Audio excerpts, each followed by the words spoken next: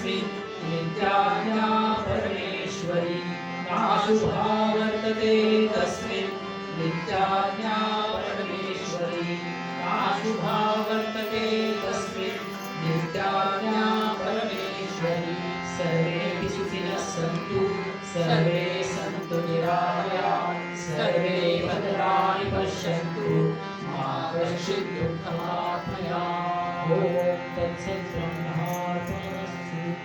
आत्मरूप गणेशु केलिया स्मरण तेणे सकळ विद्यांचे अधिकरण याची वंदू श्रीचरण श्री गुरुचे देहे कुंडलिनी जगदंबा जे चैतन्य चक्रवर्तीची शोभा या विश्वाभुजाची आकोबा सावली नमो ज्ञानेश्वरा नमो ज्ञानेश्वरा नमो ज्ञानेश्वरा नमो ज्ञानेश्वरा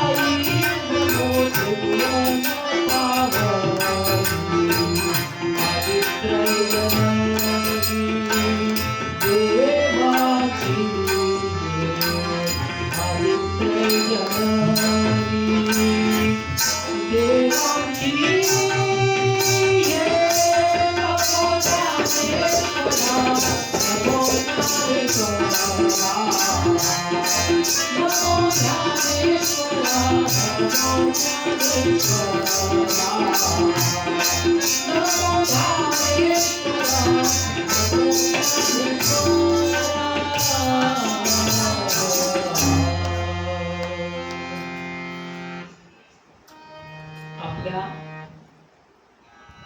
गुरु महिमा संगीत निरूपण आजचा कार्यक्रम आपण आता प्रार्थना यशस्वी निर्विघ्न अनुकूलतेत प्रार्थना आपण केली, भगवती मातेची केली, सद्गुरुनाथांची केली, महागणेश तत्वाची केली, आपले परमेष्ठी गुरु ज्ञानोबराय यांच्या परंपरेला वंदन केलं आणि आता आपण कार्यक्रमाकडे वळणार आहोत। आजचा दिवस सर्वांना काही सांगायची आवश्यकता नाही। गुरुपौर्णिमा म्हणजे आपल्या हिंदू धर्मशास्त्रामध्ये व्यास पौर्णिमा, व्यास हे जगद्गुरु आहेत, त्यांच्या नावाने ही पौर्णिमा ओळखली जाते। कारण की गुरुतत्व हे अनादी आहे। गुरुतत्वाबद्दल बोलायचं झालं तर आता 11:30ला सुरुवात झाली तर 365 दिवस पण पुरणार नाही आपल्याला गुरुतत्वाबद्दल बोलायचं झाल्यास। परंतु सूर्याचा प्रकाश किती असला तरी निरंजनाला अधिकार आहे सूर्याला ओवाळण्याचा। तर ते निरंजनाचं काम आज आपण 1 ते 1.5 तासात करूया। सर्व साधकांच्या भावना माताजींच्या चरणी, सद्गुरु तत्वाच्या चरणी आपण पोहोचवणार आहोत या संगीत निरूपणामधून। संगीत निरूपणासाठी प्रथम ज्ञानोबा माऊलींची भावार्थ दीपिकेची ओवी आपण निरूपणाला घेतलेली आहे। ओवी सर्वश्रुत आहे, सर्व परिचित आहे। ज्ञानोबा माऊली सद्गुरु तत्वाचं वर्णन करताना म्हणतात, मनोनी जाणते गुरु भजीजे तेणे कृतकार्य होईजे जैसे मूल सिंचने सहजे शाखा पल्लव संतोषते। सर्वांना ओवी माहिती आहे। सद्गुरु तत्वाचं वर्णन करताना ज्ञानोबा माऊली सांगतात किंवा महत्त्व पटवून देताना ज्ञानोबा माऊली सांगतात, मनोनी जाणते गुरु भजीजे। जाणते लोक जे आहेत, जे सद्गुरु करतात, सद्गुरु करतात। जाणते लोक म्हणजे काय? ज्ञानोबा माऊलींच्या दृष्टीने ओवी पाहिजे आपल्याला, आपल्या दृष्टीने नाही पाहिजे ज्ञानेश्वरी। हा महत्त्वाचा फरक आहे की ज्ञानेश्वरी आपण आपल्या दृष्टीने पाहतो, माऊलींना अभिप्रेत असलेला अर्थ आपल्याला उमगला पाहिजे। आपलं काय माऊलीने एवढं ज्ञानाचं वैभव नाही, माऊलीने एवढा अधिकार नाही, पण मगाशी आपण सांगितल्याप्रमाणे की सूर्याला ओवाळण्याचा अधिकार निरंजनाला आहे, त्याप्रमाणे माऊलींना या ओवीत काय अभिप्रेत आहे हे आपल्याला आजच्या संगीत निरूपणामध्ये आपण पाहणार आहोत. निरूपणाला सुरुवात करण्यापूर्वी माझ्या समोर बसलेल्या प्रातस्मरणीय पूज्य परमपूज्य प्रेमल माताजी यांना वंदन करून परमहंस बाळकृष्णानंद स्वामी यांची समाधीस्थळ इथं आहे, जागृत समाधीस्थळ आहे. महाराजांना वंदन करून माझ्या डाव्या बाजूला बसलेले माननीय चंद्रकांतजी निगडे हे आपल्या परिचित आहेतच. संवादिनीवर ते बसलेले आहेत, म्हणजे हार्मोनियमवर ते आहेत. त्यांनी संवाद त्याच्यातून साधल्यानंतरच आपले शब्द सर्वांना कळतात. तर असे आमचे चंद्रकांतजी निगडे. तसेच माझ्या उजव्या हाताला बसलेले माननीय अशोकजी मोरे यांचं संगीत विद्यालय आहे. मोठ्या म्हणजे गायनातली व्यक्ती आहेत या दोन्हीही. तसेच आमचे ज्येष्ठ आणि तपोनिष्ठ जे टाळ वाजवतात, ज्यांचं आपले माऊली टाकळकरांचं नाव आपण ऐकलंय, अगदी त्याचप्रमाणे आमचे माननीय मुकुंदजी जोशी हे प्रत्येक गायकाला टाळावर इतकी सुंदर साथ करतात की टाळाची साथ ही प्रचंड महत्त्वाची आहे. जसं तबला, हार्मोनियम तसं टाळ, आणि या सगळ्यांचा मेळ बसला तर मग निरूपण व्यवस्थित होणार आहे. तर अशा रीतीने या सर्वांना मनोमन वंदन करून, माऊलींना वंदन करून, समोर उपस्थित असलेल्या श्रोतृ वर्गाला वंदन करून आजच्या निरूपणाला आपण सुरुवात करणार आहोत. ओवी आपण सांगितलेली आहे. निरूपणाची सुरुवात ही महागणेश तत्वाच्या स्मरणाने होते, आणि म्हणून महागणेश तत्वाचं स्मरण म्हणून श्री महागणेशाच्या चरणी गीत सेवा ही अर्पण. जो त्रिगुणांची मूर्त जाहला, ओंकारी नटला, गजानन स्तविला मीन मिला, गजानन स्तविला मीन मिला. जो त्रिगुणांची मूर्त जाहला, ओंकारी नटला, गजानन स्तविला मीन मिला, गजानन स्तविला मीन मिला, गजानन स्तविला मीन मिला. नृत्य विशारद स्मरण दयाचे तुझे मोक्षपद. गणराया नृत्य विशारद स्मरण दयाचे तुझे मोक्षपद. गिरिजानंदन प्रसन्न होऊन, गिरिजानंदन प्रसन्न होऊन, भक्तगणा पावला, गजानन स्तविला मीन मिला, गजानन स्तविला मीन मिला, गजानन स्तविला मीन मिला. जो त्रिगुणांची मूर्त जाहला, जो त्रिगुणांची मूर्त जाहला, ओंकारी नटला, गजानन स्तविला मीन मिला, गजानन स्तविला मीन मिला, गजानन स्तविला मीन मिला.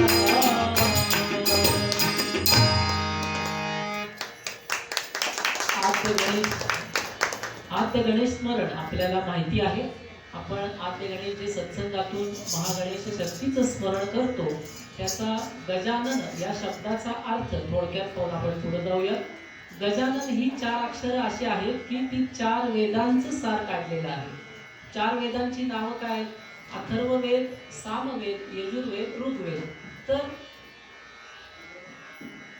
ग म्हणजे ऋग मतलब शेवटचं अक्षर ग काढलं, ऋग्वेदातलं ग. नंतर यजुर्वेदातलं ज काढलं गजानन हा, आणि अथर्वण, अथर्व नाही अथर्वण वेद आहे त्याचं न काढला, आणि सामन वेद आहे त्याचा न काढला. या चारही वेदांची शेवटची 4 अक्षरं काढून जे नाव जपण्यासाठी दिलं ते गजानन हे नाव जपलं, किंवा श्री गजानन जय गजानन हा सिद्ध मंत्र आपण जपला तर खूप गोष्टी मार्गी लागतात आणि आध्यात्मिक बळ देखील साधकाला मिळतं, असं आपण मुद्गल पुराणामध्ये पाहिलं. जाता जाता गणेश तत्वाचं स्मरण करून आपण आता ओळीवर येणार आहोत. म्हणून जाण तेण गुरुगतीचे, तेणे कृतकार्य होईजे, जैसे मूळ सिंचने सहजे शाखा पल्लव संतोषते. त्यानंतर माऊली काय सांगताय, जाणते लोक सद्गुरू करतात. आता या ठिकाणी गुरु आणि सद्गुरू परत दोन हे आहेत, दोन गोष्टी आहेत, नाण्याच्या दोन बाजू.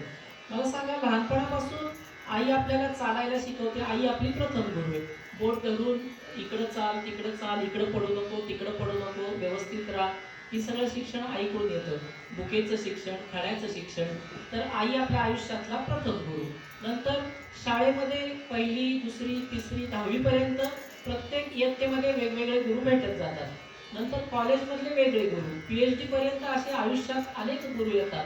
हे सर्व गुरु काय आहेत, हे आपलं पोट भरण्याची विद्या जे आपल्याला शिकवतात ते हे गुरु. माऊलींना अभिप्रेत असलेले सद्गुरु हे जाणते लोकांना ते सांगतायत, कारण की पुनरपि जननम पुनरपि मरणम पुनरपि जननी जठरे शयनम याच्यामधून सोडवणारा एकच असतो, तो म्हणजे सद्गुरु. आणि असे जाणते लोक सद्गुरूंना भजतात असं माऊली आपल्याला ओळीत सांगतात. जाणते लोक जे आहेत ते केवळ सद्गुरूंना भजतात किंवा सद्गुरूंची कृपा प्राप्त करून घेतात. का तर आपण प्रत्येक वेळी पाहतो, आपल्या सत्संगात पाहतो, माताजी प्रवचनात सांगतात की 84 लक्ष योनींचा प्रवास आपल्याला चुकवायचा असेल तर सद्गुरु तत्व हे अंगीकारलंच पाहिजे. तिथं कोणतंच हे चालत नाही, नो एक्सक्यूज. तुम्ही म्हणाल आम्ही गोंदवलेकर महाराजांच्या समाधीला माळ लावून ती घातली, गोंदवलेकर महाराज आमचे गुरु झाले, हे साफ चूक आहे. विठोबाच्या चरणी माळ लावली, गळ्यात घातली, विठ्ठल आमचे गुरु झाले, साफ चूक आहे. ज्ञानोबा माऊलींच्या समाधीकडे गेले आळंदीला, समाधीला माळ लावून गळ्यात घातली, माऊली गुरु झाले, हे चूक आहे. आपलं शास्त्र असं सांगतं, शास्त्रोक्त, वेदोक्त आणि पुराणोक्त हे असं सांगतं की सदेह सद्गुरु असेल तरच जीवनामध्ये तुम्हाला पुढच्या दिशा मिळतात. मला सांगा, नामदेव महाराजांशी प्रत्यक्ष परब्रह्म पांडुरंग बोलत होतं. पांडुरंग प्रत्यक्ष नैवेद्यासाठी घरी येत होते महाराज. पांडुरंग मूर्तीवरून हात सोडून खाली येऊन नैवेद्य खात होते. तर अशा महात्म्याला देखील सद्गुरु तत्व हे अंगीकारावं लागलं, नाहीतर असा महात्मा कच्चमडकं ठरला. आता आपल्याला त्या गोष्टीत मागच्या वेळ घालायचं नाही, सर्वांना माहिती आहे. तर हे का ठरलं, सद्गुरु तत्व जीवनामध्ये ज्यांनी अंगीकारलं नाही त्यांचा जीवन मार्गी लागलेलं नाही. हे आपल्याला संत परंपरा, ऋषी परंपरा म्हणजे उत्तर मीमांसा तेच सांगते, पूर्व मीमांसा ही हेच सांगते. आपल्या पुराणांमध्ये बघा किंवा वेदांमध्ये बघा, प्रत्येक ज्ञान हे मार्गदर्शक तत्वाकडूनच ग्रहण केलं जातं. श्री विवेक महाराज की जय. श्री विवेक महाराज की जय. प्रत्येक ज्ञान हे मार्गदर्शक तत्वाकडूनच ग्रहण केलं जातं. आणि पोट भरू विद्या म्हणजे मगाशी आपण जे पाहिल्या, पोट भरू विद्या म्हणजे ठीक आहे, म्हणजे व्यवहारात आपल्याला प्रत्येक विद्येचा उपयोग असतोच. म्हणजे कॉमर्स असो, सायन्स असो, वेगवेगळे स्ट्रीम आहेत, तर त्यांचे आपल्याला जीवन शिक्षणासाठी अत्यंत उपयोग आहे. त्याचा आपण आदर राखूनच बोलत आहोत. कारण एक पॉइंट तुम्हाला सांगतो की सद्गुरू आणि गुरु हा विषय आपला चालला की पोट भरू विद्या ही नश्वर देहाला पालन पोषणाची विद्या आहे. तर ह्या नश्वर देहाच्या विद्येचे मार्गदर्शक आपल्याला त्याच्यासाठी किती खस्ता खावे लागतात मला सांगा. एखादा कारचं शिक्षण घ्यायचंय तर ड्रायव्हिंग स्कूल लावावं लागतं, एखाद्याला इंजिनियर व्हायचंय त्याला इंजिनिअरिंगसाठी कॅप राऊंड आहेत, बऱ्याच गोष्टी कराव्या लागतात. कॉमर्सला जायचंय, CA व्हायचंय, ते CAचे क्लास लावावे लागतात. डॉक्टर व्हायचे, नीटची एक्झाम द्यावी लागते. आता नीटच्या एक्झामकडे जास्त जाऊ नये, आता खूप नाजूक विषय झाला, ठीक आहे. नीटची एक्झाम द्यावी लागते, CET द्यावी लागते, JEE द्यावी लागते, बरेच प्रकार आहेत. प्रत्येक स्ट्रीमच्या वेगवेगळ्या कॉम्पिटिटिव्ह एक्झाम ठेवले, एंट्रन्स एक्झाम ठेवलेले आहेत. तर हे पोटभरू विद्येच्या ज्ञानासाठी एवढा खटाटोप आहे, एवढी उठाठेव आहे. तर तो अनादिकालचं परमात्म तत्व ज्यांनी 14 ब्रह्मांड चालवली, ज्यांनी तुम्हाला आम्हाला रोजचा श्वास दिलाय, ज्यांनी 21,600 श्वास आपल्याला कोणतीही किंमत न घेता दिलेले आहेत, असं अनादिकालचं परमात्म तत्व आकलण्यासाठी सद्गुरूंचं नियोजन असतं आणि तसंच नियोजन लागतं तिथं. त्याच्यामुळं नामदेव महाराजांच्या शब्दात सांगायचं झाल्यास, सद्गुरु नायके पूर्ण कृपा केली, सद्गुरु नायके पूर्ण कृपा केली, सद्गुरु नायके पूर्ण कृपा केली, निज वस्तु दाविली माझी, निज वस्तु दाविली माझी.